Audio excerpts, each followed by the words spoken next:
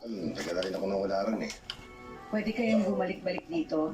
May iiwan si Renan at si Eric. Alam mo, Manda, ito naman eh, payo lang ha.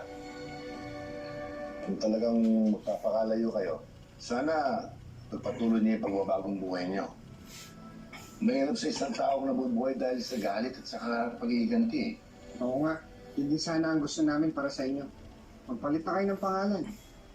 Total naman, ang importante, makalayo kayo kay Agustus, di ba?